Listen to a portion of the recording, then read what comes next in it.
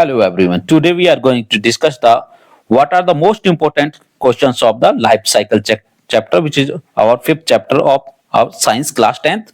We will discuss the CBSE most important questions with their solution and the marking scheme, and the questions which are frequently asked in the previous years of the CBSE board papers.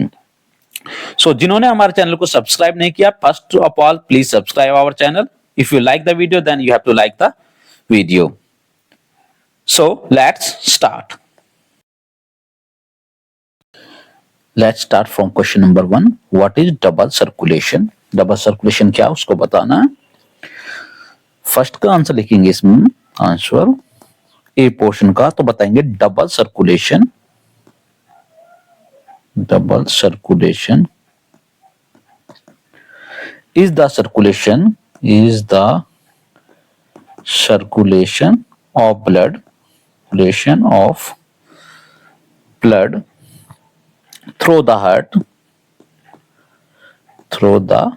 heart twice during one complete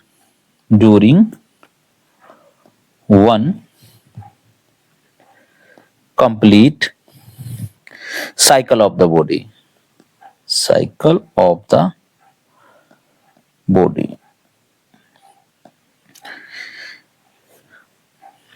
और इसमें आगे हम it is the circulation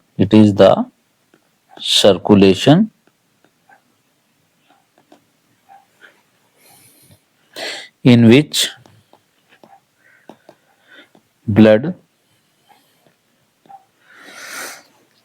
passes two different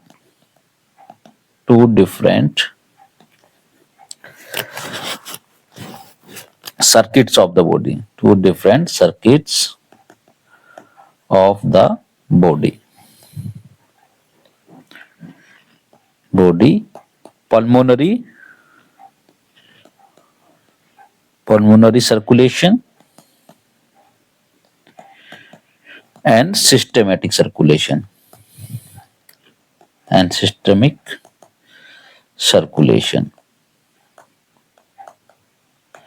देखिए double circulation क्या है. Double circulation एक ऐसा circulation है जिसमें ब्लड दो बार हार्ट से गुजर के कंप्लीट साइकिल करता है. हमारा ये सर्कुलेशन है जिसमें हमारा जो दो सर्किट से गुजरता है. पहली सर्किट में पल्मोनरी सर्कुलेशन को पास करता है, दूसरा सिस्टमिक सर्कुलेशन को पास करता है. That is called blood circulation. इसी में सेकंड पोर्शन देखिए, why is separation of right side and the left side of heart useful. जो हमारा हार्ट है या बर्ड्स का मैमल्स का होता है उसमें दो साइड होती है, right side and left side होती है. वो यूजफुल किस तरीका से है? How does it help bird and mammals. ये बर्ड्स और मैमल्स को किस तरीका से सहायता करता है. ये क्वेश्चन सीबीएसई 2023, 2022 और 2019 में पूछा गया था. अब बी पार्ट को करेंगे. Why is the separation of right side and the left side of the heart useful किस तरीका से होती है. तो इसमें हम बताएंगे सेपरेशन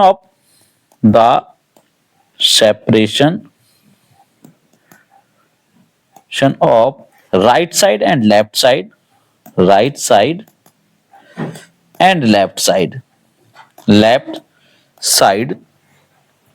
is useful. क्या बताएंगे इसमें?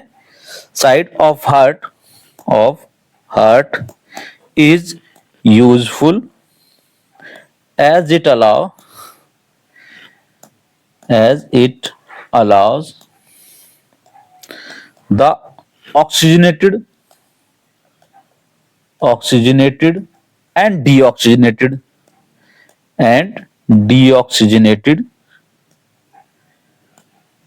blood to remain separate. ताकि ऑक्सीजनेटेड और डीऑक्सीजनेटेड ब्लड सेपरेट रह सके, उसको अलाउ करता है. और इसमें क्या लिखेंगे हम? which help maintain the oxygen, which help in maintaining the oxygen,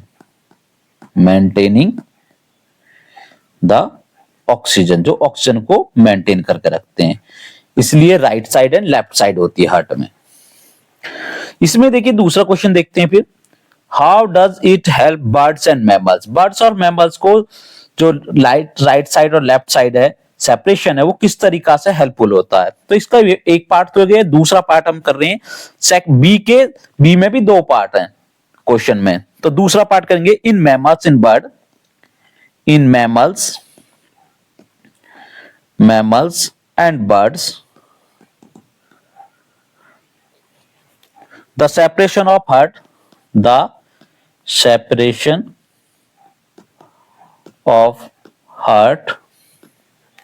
into four chambers, चार चैम्बरों में होता है, help to increase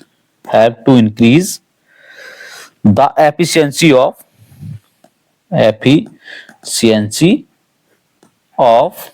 oxygen delivery की एफिशिएंसी को बढ़ा देता है। डिलीवरी कहां होती है, to body tissues.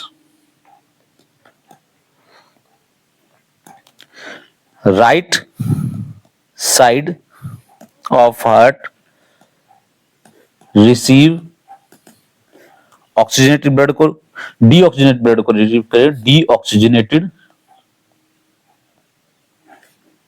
Blood, while left side receive oxygenated blood.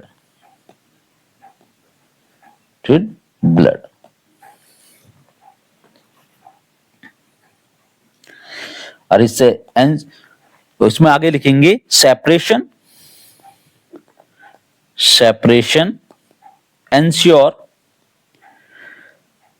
ensure that oxygenated and deoxygenated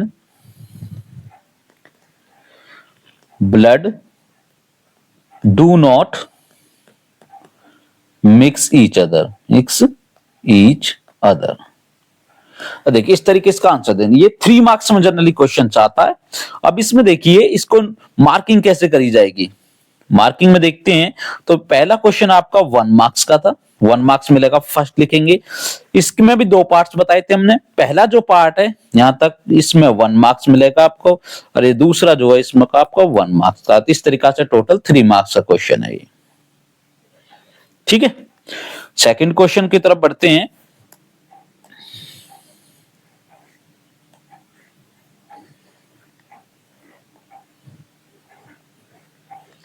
second question देखिए, explain the ways in which glucose is break down in the absence or shortage, it is shortage not storage, it is shortage, in shortage of oxygen।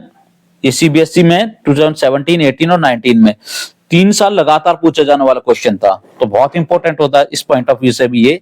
तो इसका answer कैसे करेंगे हम, explain the ways in which glucose is break down. देखो पहले question को underline करना, glucose का ब्रेक डाउन करना है, ठीक है। कब में, एब्सेंस और शॉर्टेज ऑफ ऑक्सीजन में, एब्सेंस और शॉर्टेज ऑफ ऑक्सीजन में। सारे 3 वेज नहीं बताने, केवल एब्सेंस। तो इसमें आपको बताना इन एब्सेंस और shortage of oxygen, glucose breakdown occurs in 2 different ways। 2 वे हो सकते हैं, 2 different ways। First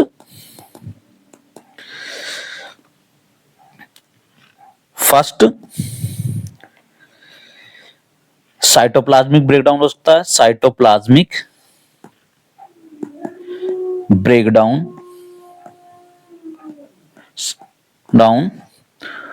of glucose into pyruvate. Glucose क्या होता है हमारा 6 कार्बन कंपाउंड होता है, ये पायरुवेट में टूटेगा जो कि 3 कार्बन कंपाउंड रहेगा हमारा, पायरुवेट में टूट जाएगा। इसे बोलते हैं फर्मेंटेशन, किसे बोलेंगे फर्मेंटेशन टर्म के द्वारा टूटेगा। फर्मेंटेशन इज द टर्म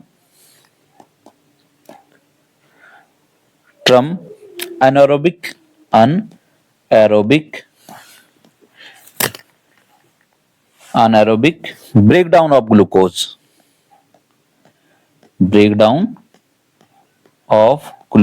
और किस में हो गए,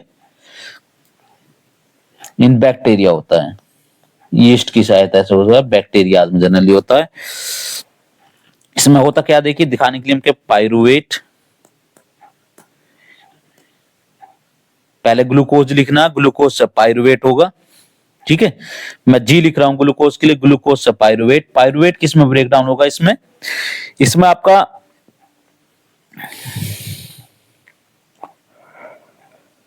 कार्बन डाइऑक्साइड CO2 में टूटेगा आपका glucose, plus ethyl alcohol, ethanol भी बोलते हैं जिसे हम, इथाइल अल्कोहल, और एनर्जी की मात्रा इसमें कम रहेगी, प्लस एनर्जी भी निकलती है लेकिन बहुत कम मात्रा में निकलेगी एनर्जी, ठीक है, एनर्जी की मात्रा इसमें कम रहेगी। दूसरा हो सकता है मसल्स में, ये कहां हो रहा है, साइटोप्लाज्मिक ब्रेकडाउन है ये, साइटोप्लाज्मिक, ठीक है। अनारोबिक रेस्पिरेशन है, किसमें, यीस्ट भी करती है इसको, यीस्ट एग्जांपल हो जाएगा। दूसरा ग्लूकोज पायरुवेट, और पायरुवेट मसल्स में लैक ऑफ ऑक्सीजन है, लैक ऑफ ऑक्सीजन, यहां पे एब्सेंस है ऑक्सीजन की, एब्सेंस है, यहां पे लैक ऑफ ऑक्सीजन हो जाती है मसल्स में, जो है ग्लूकोज किस में टूट जाएगा हमारा, ये टूटेगा आपका लैक्टिक एसिड में, लैक्टिक एसिड, प्लस एनर्जी भी निकलेगी इसमें कम मात्रा में। तो इस तरीका से दो केस हो सकते हैं, यदि शॉर्टेज, यदि एब्सेंस होती है तो किस में टूटेगा, CO2 इथाइल अल्कोहल एनर्जी, यदि लैक ऑफ ऑक्सीजन होती है तो लैक्टिक एसिड और एनर्जी में टूटेगा, और ये किस में होता है, मसल्स में होता है। ये क्वेश्चन जो है जनरली 2 मार्क्स में आ सकता है, ठीक है।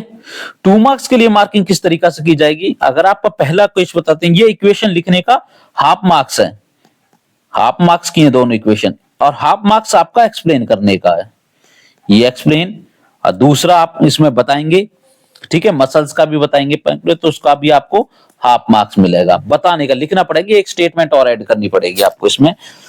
क्या स्टेटमेंट और ऐड करनी पड़ेगी, इसमें आप लिखेंगे वही पायरुवेट, रिटर्न में बताना पड़ेगा, pyruvate will break down in lactic acid in muscles in shortage of oxygen. इसको लिखने का ये आधा नंबर था, यहां पे आधा नंबर में दिखाया, यहां पे हाफ मार्क्स मिलेगा आपको लिखने का, तो इस तरीका से 2 मार्क्स मिलेंगे आपको इसमें। थर्ड क्वेश्चन की तरफ चलते हैं, write two water conducting tissue present in the plant, how does water enter continuously into the root xylem, बताना है। तो इसमें आपको पता है वाटर को, आंसर लिखेंगे, वाटर को कंडक्ट कौन करता है, जाइलम कंडक्ट करता है। अब जाइलम में भी कह रहा है write two water conducting tissue present in the plant, और जाइलम में भी हमारे 2 टिश्यू होते हैं, एक तो हो जाएगा जाइलम ट्रैकिड्स, और दूसरा हो जाएगा जाइलम वेसल्स। ये जो 2 टिश्यू रहेंगे इसमें, जो क्या करते हैं, ये कह रहा है two water conducting tissue present in the plant, तो ये 2 जाइलम टिश्यू हो जाएंगे। फिर ये कह रहा है how does water continuously flow into the root xylem. Root xylem में कह जाता है, तो लिखेंगे पहले तो आर पूरा कंप्लीट लिखेंगे कुछ, are two water conducting tissues in plants. ठीक है, अब इसको एक्सप्लेन करेंगे। फिर लिखेंगे इसमें xylem is responsible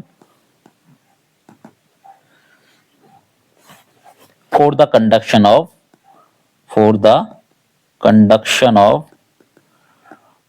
water from roots to other parts of plants। फिर लिखिए इसमें बताएंगे due to respiration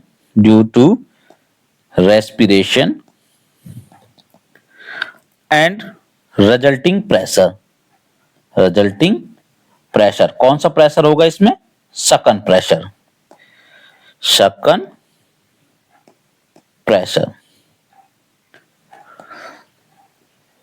water is absorbed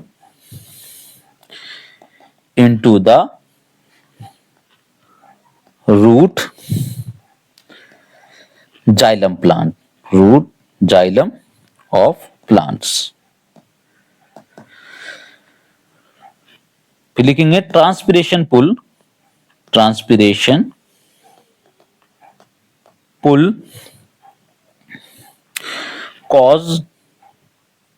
causes the roots to absorb water from the soil and resulting in transportation of water। ये लिखना है इसमें आपको। ये हमारा फर्स्ट का आंसर हुआ। अभी देखिए कौन से का फर्स्ट का हुआ, देखिए फर्स्ट क्वेश्चन ए था इसमें, write two water conducting tissue present in the plant. तो हमने हमको आपको पता नहीं वाटर कंडक्ट करता है जाइलम में कौन से दो टिश्यू हैं? जाइलम ट्रैकिड्स है और जाइलम वेसल्स है, दो कंडक्टिंग टिश्यू हैं। How does water enter continuously into the root xylem में कैसे होता है? तो हमने उसको बताया।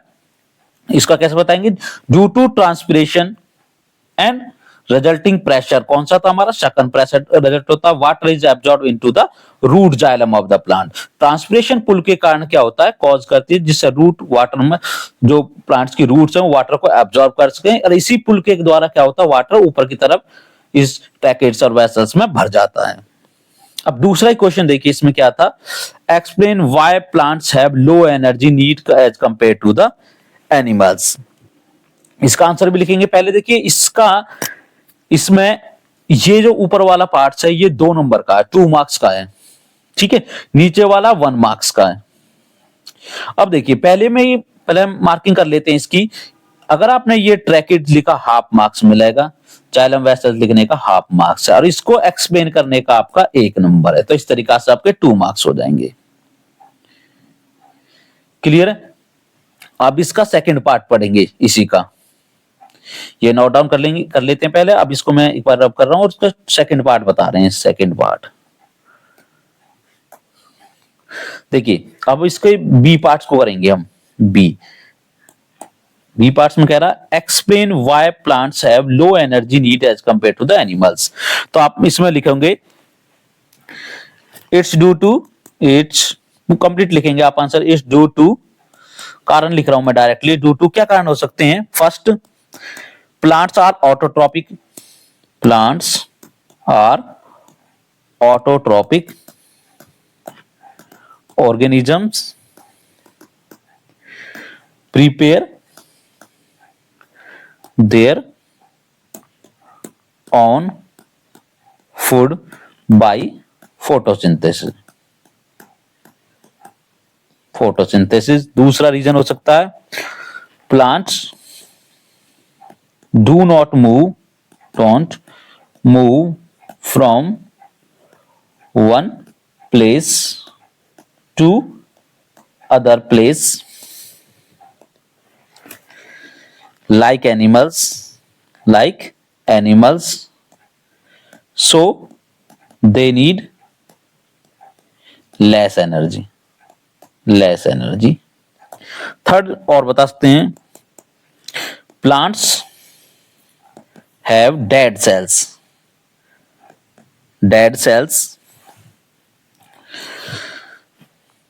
that do not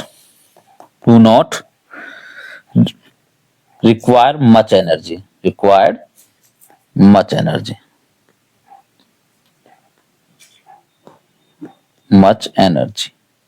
ये कर देंगे। देखिए इसमें दूसरे में बताने के लिए प्लांट्स को कम एनर्जी क्यों चाहिए एनिमल्स कंपेयर, तो पता है प्लांट्स ऑटोट्रॉपिक होते हैं, अपना खाना अपना आप बना लेते हैं, तो उसमें खाना खाने के लिए, पचाने के लिए जो एनर्जी होती है वो उनको जरूरत नहीं होती है। दूसरा, प्लांट्स जो एक प्लेस से दूसरे प्लेस पर ट्रेवल नहीं करते हैं, तो उनको कम एनर्जी की जरूरत होती है। तीसरा, प्लांट्स के पास में डेड सेल्स होते हैं और डेड सेल्स को एनर्जी की रिक्वायरमेंट नहीं होती। तो ये रीजन हो जाएंगे। इसके लिखने का आपको 1 मार्क्स मिलेगा। एटलीस्ट 2 रीजन बताने हैं आपको इसमें। नेक्स्ट क्वेश्चन की तरफ बढ़ते हैं। In single cell organism diffusion is sufficient to meet all the requirement of the food। देखिए कह रहा है सिंगल सेल ऑर्गेनिज्म जो होते हैं उसमें उनमें डिफ्यूजन ही सफिशिएंट होता है, काफी होता है फूड रिक्वायरमेंट को पूरा करने के लिए, गैस एक्सचेंज के लिए और रिमूवल ऑफ वेस्ट को रिमूव करने के लिए। But it is not in the case of multicellular organism like human beings और अदर एनिमल्स के लिए सफिशिएंट नहीं होता। Explain the reason for difference. Difference जो आता है उसका 2015, 19 और 22 में पूछा गया क्वेश्चन है। आंसर लिखेंगे इसमें, देखिए इसमें लिखेंगे द सरफेस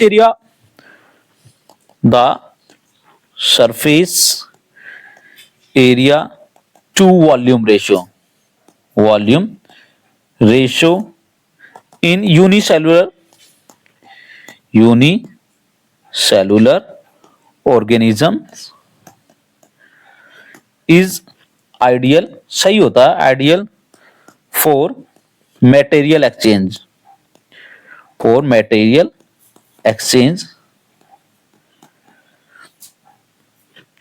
और डिफ्यूजन, जिसे हम डिफ्यूजन कहते हैं, diffusion between cell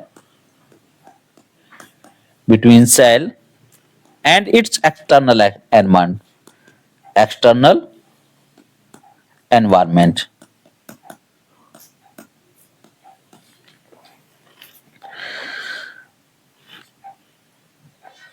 So diffusion is enough.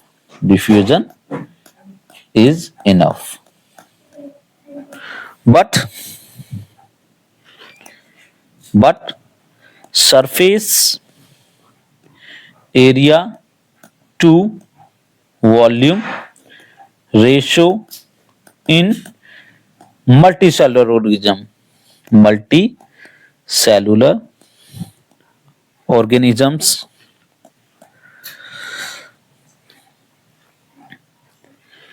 is very large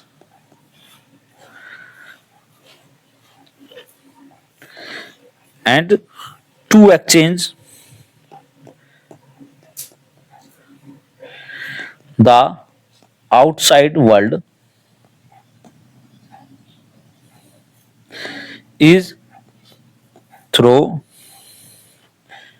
its surface such as skin is not sufficient.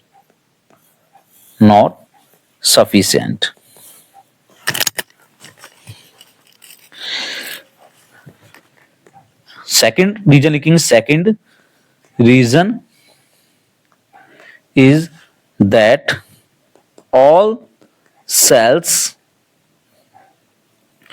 of multicellular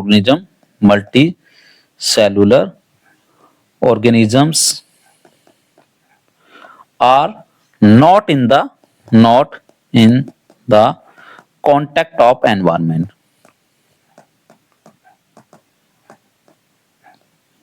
So diffusion is not sufficient.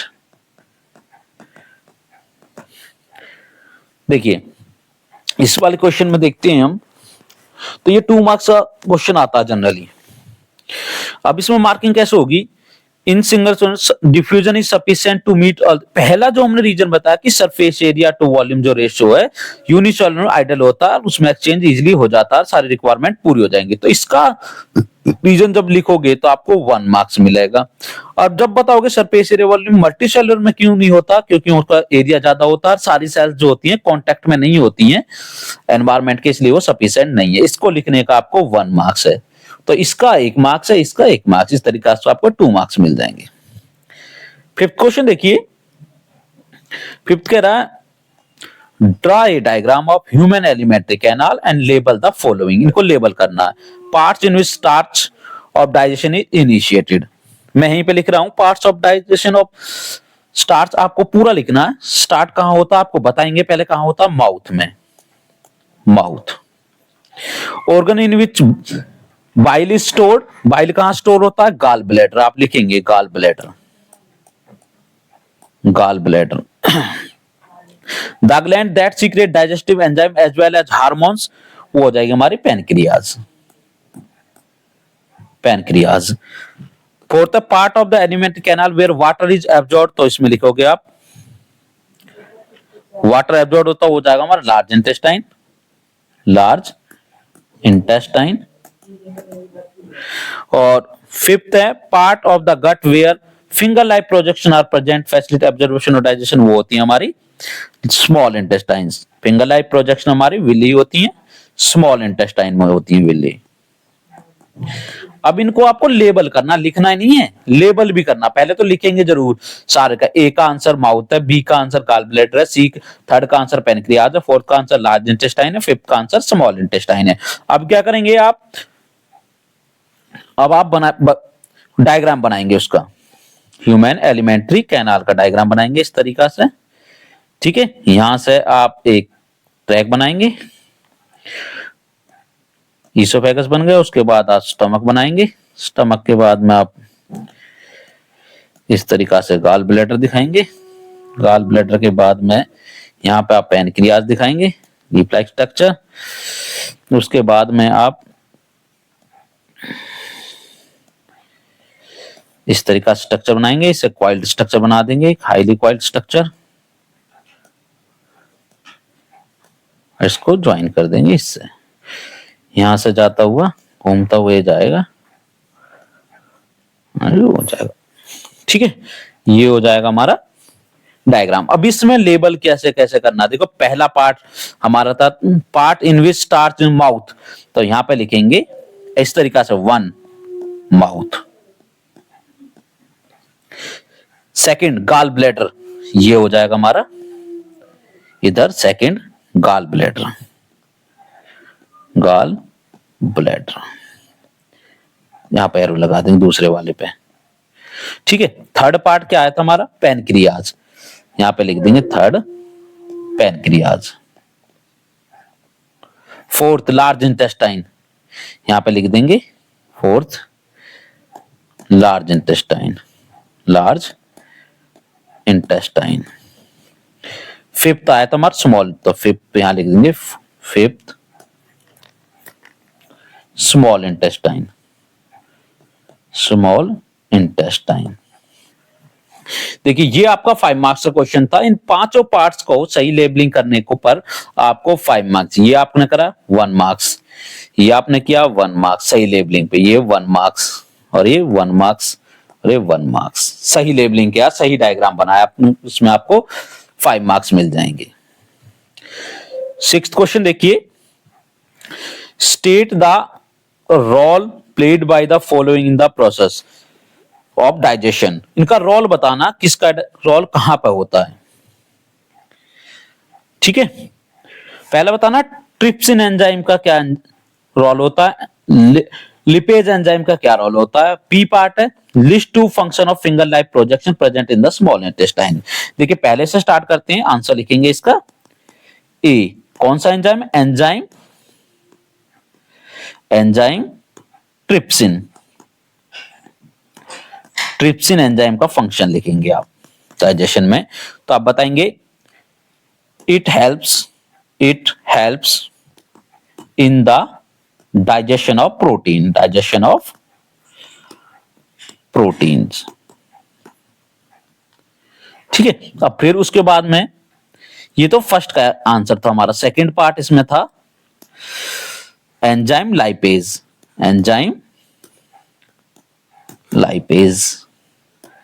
इसमें लिखोगे it helps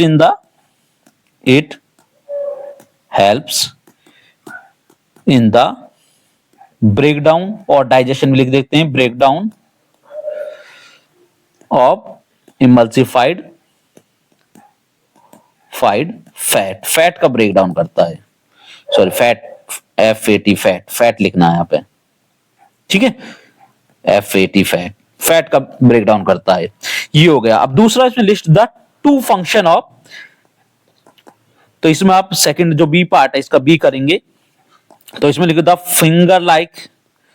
finger like projections present in small intestine called villi कहलाती हैं, and their functions are, कौन कौन से पहला function बताएंगे इसमें, increase the surface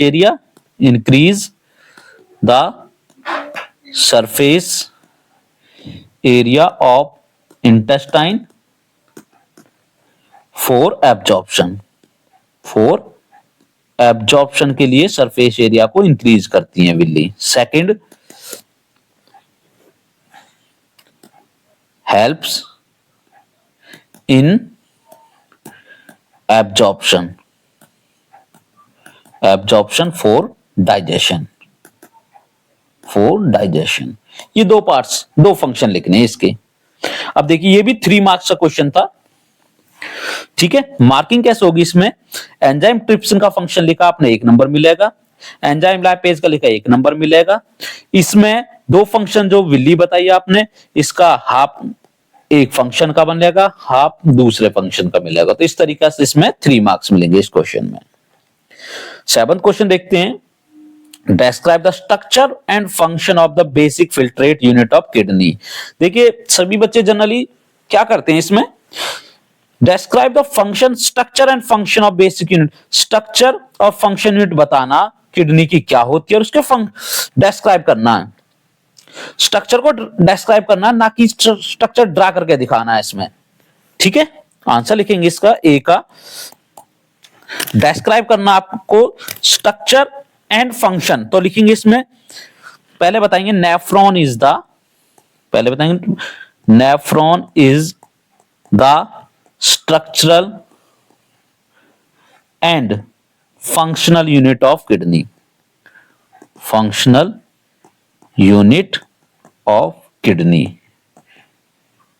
किडनी की स्ट्रक्चर और फंक्शन यूनिट क्या, पहले बता दिया हमने, नेफ्रॉन है। अब कह रहा है उसको कुछ डिस्क्राइब करना, पूरा बताना क्या है, कैसा काम करता है, वो सब बताना है इसके बारे में। ठीक है, तो पहले बताएंगे इसका स्ट्रक्चर में क्या कहना, it is nephron is a cluster of blood capillaries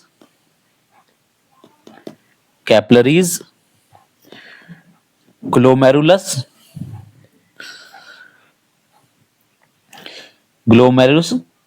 which is associated with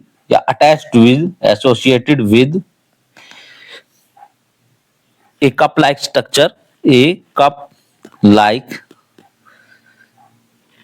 structure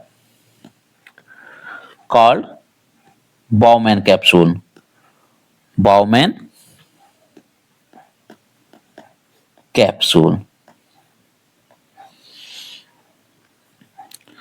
and a collecting duct अब हमने इसको एक्सप्लेन कर दिया, जो है ना, डिस्क्राइब कर दिया। अब इसका फंक्शन भी बताना। डिस्क्राइब में ये तो हमने बता दिया किस तरह का होता है नेफ्रॉन, फंक्शन और बताने इसके फंक्शन। तो इसमें लिखे collect the filtrate, collect the filtrate, collect the filtrate and reabsorb useful substances, and reabsorb useful substances like glucose, like glucose, amino acid, glucose, salts, amino acid, etc. And form urine, urine बनाना काम इसका। इसमें से important substances को absorb करके urine बना देता है। ये किसका फंक्शन है? नेफ्रॉन का है। तो हमारा पहला पार्ट कंप्लीट हो गया। दूसरा है list two factor on which absorption of water from urine depend. कौन कौन से फैक्टर हैं जिससे एब्जॉर्प्शन ऑफ वाटर डिपेंड करता है? तो इसमें आप लिखेंगे reabsorption of water, reabsorption of water from urine depends on किस पे? दो फंक्शन बताने इसमें।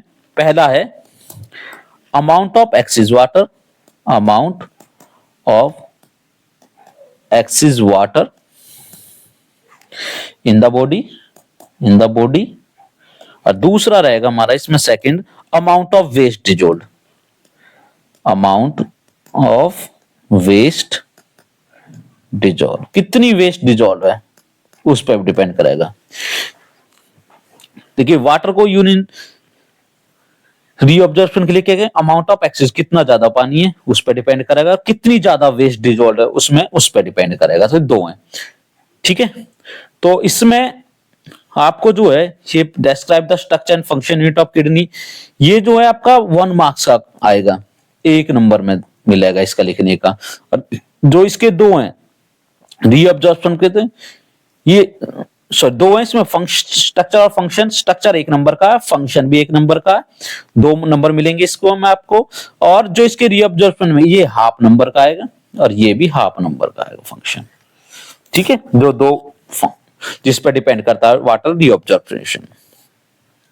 8th देखिए इसमें describe the process of nutrition in amoeba with the help of A diagram. ये डायग्रामेटिकल क्वेश्चन है, इसमें डायग्राम बना के दिखाना आपको किस तरीका से आंसर लिखेंगे। इसमें पहले सबसे पहले आप एक अमीबा बना दोगे इस तरीका से, ये इसकी न्यूक्लियस हो जाएगी, ठीक है। और यहाँ पे आपको दिखाना फूड वैक्यूल, इनके नेम ही लिखेंगे। ये क्या फूड वैक्यूल है, फूड वैक्यूल, और ये क्या है न्यूक्लियस, और ये क्या है अमीबा, अमीबा। इसमें क्या हो रहा है, यहां पे दिखा देंगे कहीं भी फूड पार्टिकल, ये फूड पार्टिकल, ये फर्स्ट स्टेज दिखानी है। अब उसमें क्या करता है सेकंड में, ये अमीबा अपनी इसको शेप को इस तरीका से कर लेता ताकि ये फूड वैक्यूल इसके फूड इसके अंदर आ जाए। तो यहां पे भी सेम वही करनी है, ये न्यूक्लियस, फूड वैक्यूल। यहां पे इनको बताना आपको सूडोपोडिया, सूडोपोडिया, और यहां पे फूड पार्टिकल ही, ठीक। अब थर्ड स्टेज में क्या होगा, थर्ड स्टेज में यहां पे दिखा देंगे ये न्यूक्लियस, ये जो हमारा फूड वैक्यूल था इसके अंदर आ जाएगा फूड, फूड वैक्यूल, लेकिन food vacuole with food, with food, और ये न्यूक्लियस ही रहेगा, ठीक है। और उसके बाद में एक और डायग्राम बनाना है इस तरीका से, यस सर। यहां पे फूड वैक्यूल को कम दिखाना, कम मात्रा में इस तरीका से। और लास्ट का जो डायग्राम बनाकर दिखाएगा हमारा वो इस तरीका से रहेगा, ये न्यूक्लियस और यहाँ पे empty food vacuole. Food vacuole को एम्प्टी दिखाना है और यहाँ पे न्यूक्लियस। ठीक है, अब देखिए, अब इनके स्टेज का नाम लिखें तो ये इसमें हो रहा ingestion, ingestion taking of food हुआ, इंजेशन। यहां पे क्या हो रहा है, ये डाइजेशन का पार्ट दिखाएंगे जो अंदर ले रहा है, या इंजेशन इसको लिख देंगे, यहां पे हमारा हो जाएगा फिर डाइजेशन, दूसरी स्टेज में लिख देंगे डाइजेशन दिखाएंगे हम। तीसरी स्टेज में एब्जॉर्प्शन दिखाएंगे, एब्जॉर्प्शन। चौथी स्टेज में एसिमिलेशन दिखाएंगे, यहां पे एसिमिलेशन। और पांचवी स्टेज में इजेक्शन दिखाएंगे। ये स्टेज दिखानी है आपको इसमें। ठीक है, पहली स्टेप मैंने इजेक्शन दिखाई है, दूसरी डाइजेशन दिखाया, तीसरी में एब्जॉर्प्शन दिखाया, और चौथी स्टेज में हमने एसिमिलेशन दिखाया, पांच स्टेज में हमने इजेक्शन दिखाया। तो इसके 5 डायग्राम बना के दिखाने हैं आपको। 3 मार्क्स का क्वेश्चन है ये। ठीक है, it is of 3 marks question. देखिए, आपने केवल ये डायग्राम बनाए तो आपको 2 नंबर मिलेंगे। लेबलिंग के 1 नंबर करेंगे। स्टेज भी लिखे आपने पूरे तो आपको 3 मार्क्स मिलेंगे। तो इस तरीके से इस क्वेश्चन को अटेम्प्ट करना है। यदि आपको हमारी वीडियो अच्छी लग रही है तो सब्सक्राइब करें, सब्सक्राइब, लाइक करना ना भूलें, लाइक एंड कमेंट्स करके बताएं कि आपको ये चैप्टर की वीडियो कैसी लगी। ये बहुत ही इंपॉर्टेंट क्वेश्चन थे जो मैंने कराए। होप आप सभी को समझ में आएंगे। नहीं आया तो कोई कमेंट्स में लिख के बता सकते हैं आप। Thank you, have a nice day.